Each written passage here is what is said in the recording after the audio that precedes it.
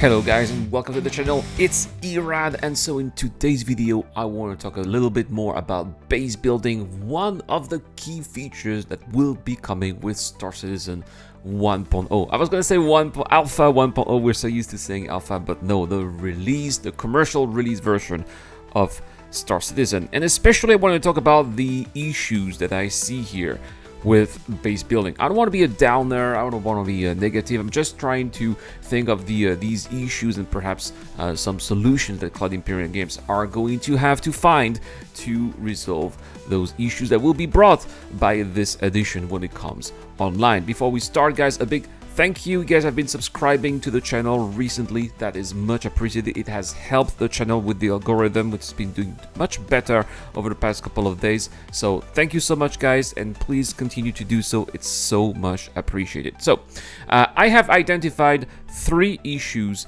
with base building in Star Citizen. At least 3 issues that Star Citizen developers are going to have to start thinking of right now. The first one is shards. This is something that really concerns me, and that was when I saw this presentation on CitizenCon. This was really the first thing that came through my mind, because we are going to have several shards based on several regions, right? But when we are going to be building those outposts, they are going to be unique. When we are going to go to, say, this specific place on Pyro 3, for example, or on Hurston, right? It's going to be that place on Pyro 3 in that particular shard. I will not be in any other shard in any other region. So what's going to happen to the other shards with the other region as well? Are they also going to be seeing the outpost? Is there going to be some kind of construction that will be happening? What if people are exactly at the same place on another shard at the same time? Are they going to be seeing the construction happening at that time, right? This is something that CIG really need to address. What I hope is that we are going to eventually be locked to a certain shard. No more server hopping. It's gonna be like in good old days in Star Wars Galaxies, where you were playing always in the same server, because that's where your assets were located. You had one character in one server, and that was basically it. And I think that this is going to be the solution that Cloud Imperium Games are going to have to move forward to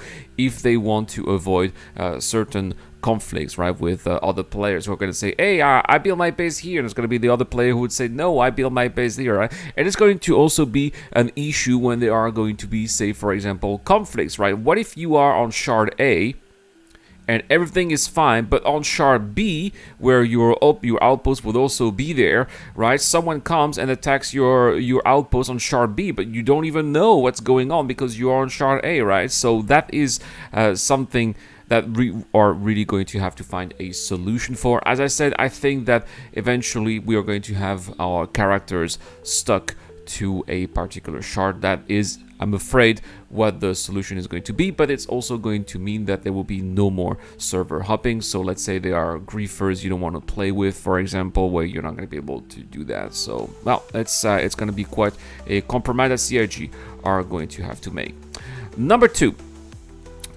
Concern number 2 is about insurance. What is going to be happening to your outposts? We know that ships are going to be insured in the game. They're going to be insurable in the game as well. Those ships that we are going to be able to buy in-game, the ships that we're going to be able to craft in-game as well, all of that will be insurable with certain level of degree, you know, basic chassis and components, basic chassis components and decorations. What about player outposts, right? As long as you have, of course, a land claim.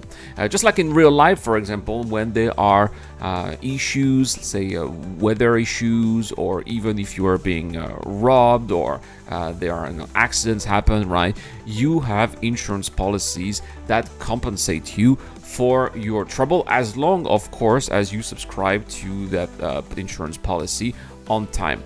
I hope that we are also going to have insurance policies for our outposts and base in the game. We know that they are going to be destructible. We know that they are going to be subject to damage, but at the same time, these outposts, building them in the game is also going to represent a significant investment in terms of UEC. So it would be great if not all of that investment would go to waste. Say you get raided, bombed, right, but you still have the land claim, you pay the insurance. It would be great if you pay that insurance, that the outpost eventually would be rebuilt the way it was. After a certain period of time, right? It would take a certain amount of time for the construction company to come, paid by the insurance company to then rebuild your outpost. But this is also something that I hope Clan Imperial Games developers are going to work on here. I think that it would make much sense, and perhaps it would seem having an outpost in the game be a little bit less daunting, right? Because that's something that a lot of people are saying, right? Such a risk, such a big investment, and you're going to be subject to raids, and people are just going to come there and destroy your buildings for fun, right? Okay, perhaps, but if there is an insurance for these outposts, or at least the assets in the outposts, I think that it's going to be less painful, I would say. Last but not least, guys, I would like to talk about abandoned outposts. Now, what if you don't pay your tax? What if you're just not interested in your outpost anymore? You're moving on, you want to do something else, right? Well, these assets eventually will stay here. Again, taking Star Wars Galaxies as a reference, because that is the reference in terms of player-made economy, player buildings scattered on the maps, right? And we've seen that, of course, over the lifespan of the game, with tons of players' assets spread all over some of the most popular maps. I'm thinking, of course, about Tatooine. And eventually it became a problem because you had literally thousands and thousands of houses that were littering the landscape, and a lot of these houses were just abandoned and staying there. We know that CIG are going to eventually get rid of the assets that are abandoned after some time, right? If you don't pay your tax, if you don't do the maintenance, they are going to become derelict, those buildings, and eventually they will go through several stages until they are gone from the map. How long is that going to take? I hope that this is going to take a much shorter time that it takes, for example, for ships or for other kinds of outposts, simply because there will be hundreds of thousands, if not millions, of players who will want to have their own tiny little outposts, who will want to have their big, large production facilities, but eventually they are going to move on. It's just what it is. Not everybody, in fact, it's going to be just a minority of players who will be committing to this kind of gameplay fully here.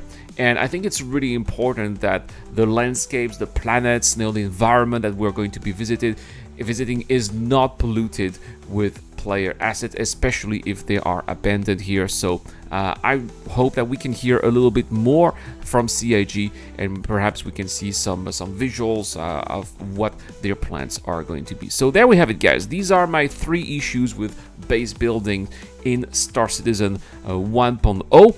But maybe there are other issues that I have overlooked or not talked about, and that's what the comment section is for, right down there. I'm looking forward to reading what you guys have to say about that. That is all for this video. Thank you so much for watching, guys. If you enjoy my content, please let me know with a thumbs up. You can subscribe also to the channel. You can also help me out on Patreon or via the YouTube Join membership program. That really helps out a lot, and your names may be also referred to, like Dr. Fabin, the Zero Crusher, Ducky to Docker, and Shadow Rise. I have been Irad. Thank you so much for watching. I'll see you guys in the next one.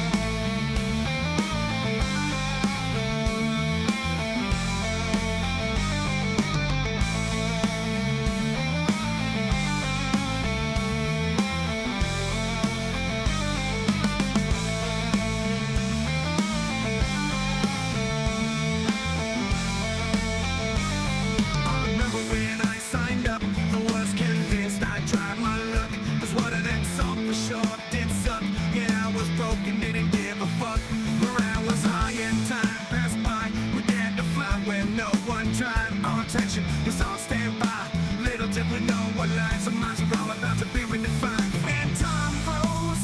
How could it be we were this close? Doubts arose, evidence was under our nose. Every damn year it's been the same excuse that felt so lame. Answer the call or we all fall. Yeah, we were so when we were told.